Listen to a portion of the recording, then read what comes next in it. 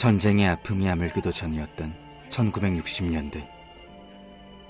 배고픔을 물려주고 싶지 않았던 엄마는 막내딸 유스기를 저 멀리 스웨덴으로 입양 보내게 됩니다. Jävla skit! Du ska vara glad att vi tog hand om dig! Var på Susannes sida hela tiden! Hon är ju dum i huvudet! Hon bara snackar massa jävla skit! Och vad man än gör för henne så ställer hon... 그로부터 12년이 흘렀습니다.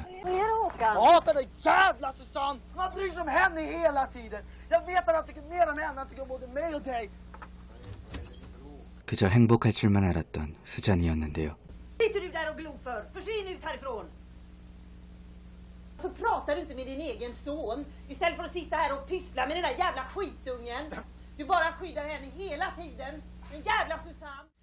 양아버지와 달리 양어머니와 동생 호가는 수잔에게 점점 호의적이지가 않았습니다.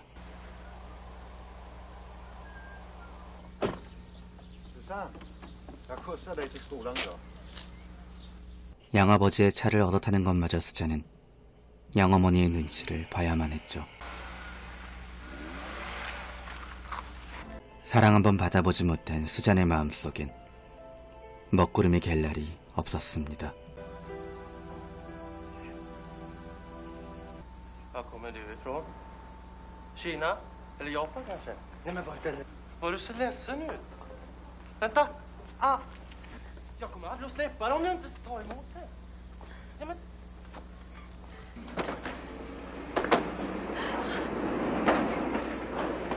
다음 날 Var har du varit hela eftermiddagen? Var har du fått så här mycket pengar ifrån? Du har horat dig till pengarna, eller hur? Nu talar om sanningen. Ryktena går. De har sett dig från tåget. Tänker du fortfarande ljuga för mig? Nu säger du vem det var! Säg vem det var!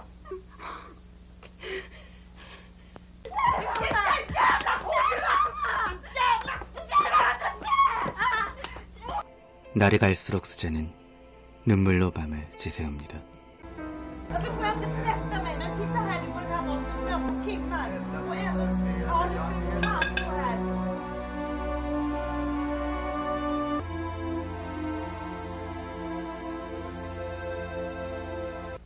수업을 마치고 집으로 돌아온 다음 날 수잔은 자신의 일기장을 훔쳐보던 양어머니와 눈이 마주치는데요.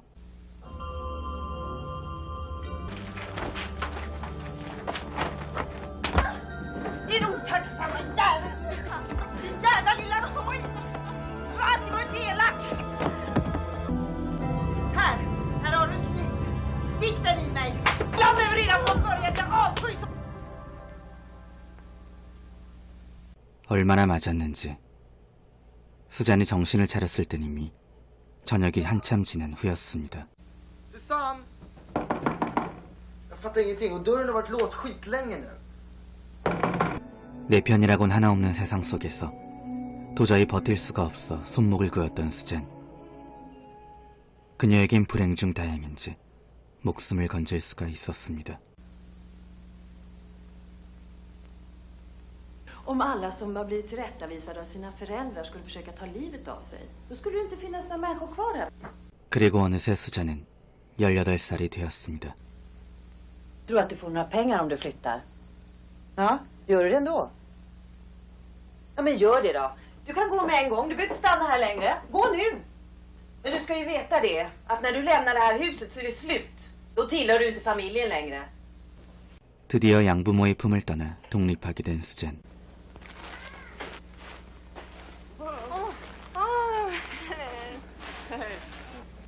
Har du ont någonstans? Du ser så blek ut. Är du sjuk eller någonting? Jag får kräkningar hela tiden. Jag kanske jobbar på till någon morskutta. Susanne, kom med mig nu. Hör du på? 그런데 Jag är helt säker på att du är gravid, Susanne. Jag vill inte ha barn med dig. Dessutom har jag ingen möjlighet att försörja er. Barnet blir inte ens helsvenskt. Jag menar, har du tänkt på barnens framtid? Det har aldrig funnits någon riktig kärlek mellan oss, eller hur?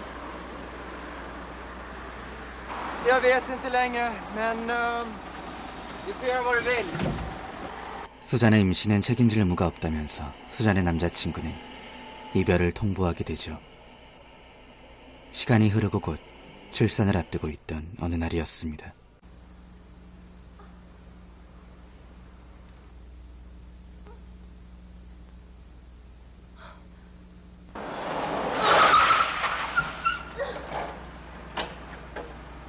지나가던 택시기사의 도움을 받게 된 수자는 곧장 병원으로 향하고 거기서 예쁜 딸을 품 안에 안게 됩니다.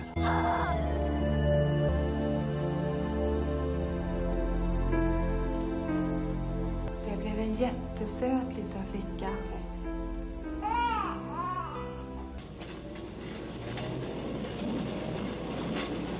몇 년 뒤 한국의 한 방송국에서 수잔을 찾아옵니다. 우린 한국 텔레비전 방송국에서 온 사람들입니다. 서독 장 목사님께 전화 받으셨죠? De är från koreanska TV. Ja, välkomna kommit.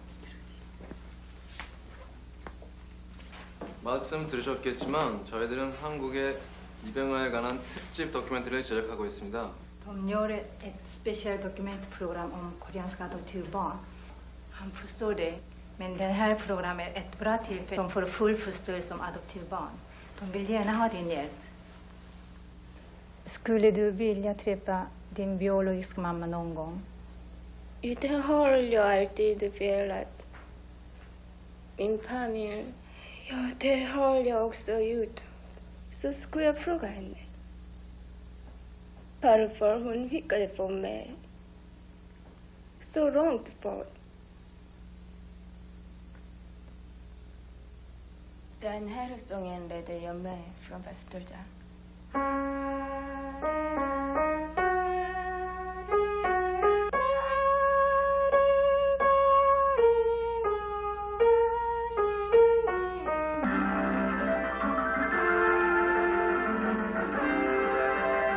그리고 얼마 뒤 한국.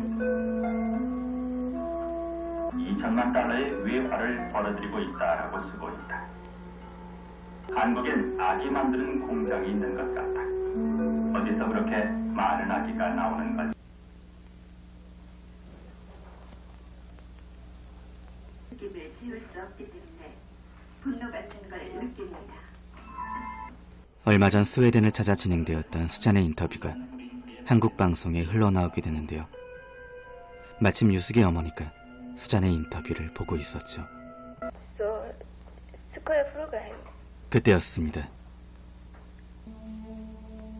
은혜를 맞으며 어른이 되면 복수하겠다고 다짐 방패했던 어린 시절 자신의 운명을 TV에 나온 유숙이의 사진은 어머니의 장롱 속에 고이 간직해두었던 막내딸의 사진과 똑같았습니다. 수잔이란 이름을 가진 유숙이 한국의 어머니를 그리워하고 있던 것처럼 어머니 역시 평생 동안 막내딸을 그리워하고 또 그리워하고 있었죠.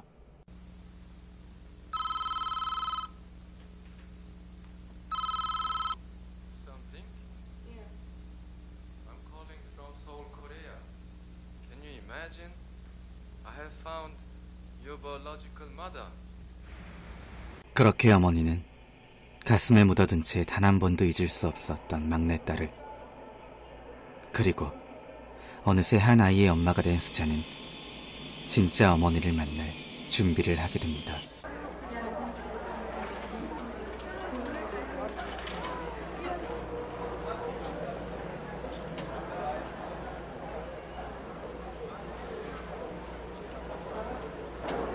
안 돌아오는 거야. 마음이 변해서 안 돌아오는 거야. K016 편입니다. 틀림없이 탔을 텐데요. 예, 알겠습니다. 확인해드리겠습니다. 어머니, 비행기를 잘못 탔대요. 7시간 후에 다른 비행기로 도착을 갔대요. 가요. 비행기 시간 알았으니까 어디 다른 데 갔다가 다시 이리 오죠. 그냥 여기서 기다릴 거야. 아니, 7시간이나 남았는데 어떻게 여기서 기다려요? 20여 년을 기다렸는데 7시간이지. 7시간 뒤 수자는 낯설기만 한 한국의 땅을 밟게 되고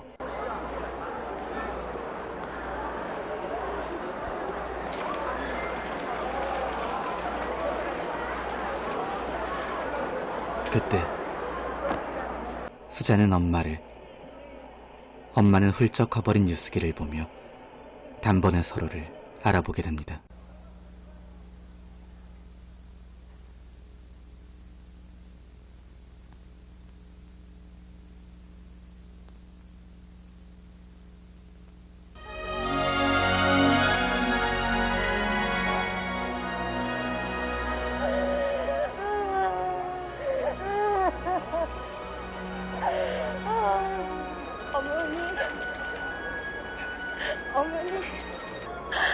내가 엄마다가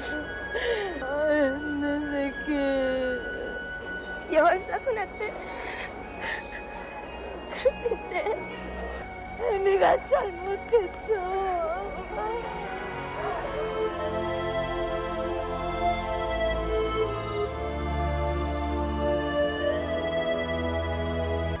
Do you remember that you said once that you want to ask comfortably when you meet your mother? Did you ask her about that? No, I didn't. I met me mama left the party. 이 영화의 이야기는 지금은 하늘의 별이 된 고 신유숙님의 실제 이야기를 영화로 만들어서 그 당시에도 큰 화제가 되었던 1991년의 한국 영화인데요. 1963년생인 신유숙님은 일남사녀 중 막내딸로 태어났었습니다. 전쟁의 아픔이 아물기도 전이었던 1960년대. 그때 모두가 힘들었던 시절이었죠. 배고픔을 물려주고 싶지 않아서 입양을 보낼 수밖에 없었던 어머니에겐 어쩌면 딸을 위한 길이었는지도 모릅니다. 그게 아마도 모든 부모의 마음이기도 할 테고 가슴에 묻은 채 평생을 그리움과 죄책감으로 죽지 못해 살 수밖에 없던 것도 아마 부모의 마음이었을 겁니다. 한국전쟁 이후에 해외로 입양된 한국의 아이들은 무려 25만 명이었고 전 세계 해외 입양 아동의 40%가 무려 한국의 아이들일 정도입니다. 영화의 후반, 유숙의 어머니가 보던 텔레비전 속 아나운서의 나레이션이 좀 충격적이지 않을 수가 없었는데요.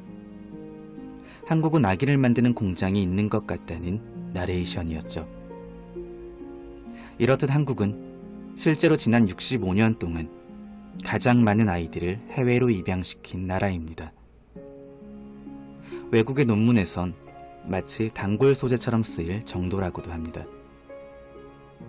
말만 입양일 뿐 사실상 어린아이를 혼자 낯선 땅에 데려다 놓고 방치하는 것과 똑같다는 게 또 수많은 입양아들의 증언이기도 합니다. 실존인물이었던 신유숙님은 친어머니를 찾게 된 이후에 어떤 삶을 살게 되었을까요? 뿌리는 찾았지만 다시 스웨덴으로 돌아갔다고 합니다. 그리고 그녀는 지난 2009년 향년 46세에 암으로 세상을 떠났습니다. 그녀는 생전 이런 말을 남기기도 했습니다. 한국은 잘 사는 나라가 되었지만 여전히 한쪽에선 수많은 아이들을 해외로 수출하고 있다고 말이죠. 거의 대부분의 아이들이 머나먼 나라에서 방치되고 학대당하고 그런 것들을 견디지 못해 자살까지 하는 아이들이 많다고 말입니다. 영화의 이야기만 놓고 봐도 상당히 가슴 아픈 이야기인데 실존인물 수잔을 연기한 최진실 배우님하고도 두 분이 오버랩되는 것 같기도 해 더 먹먹하게 다가오는 그런 영화 같기도 합니다.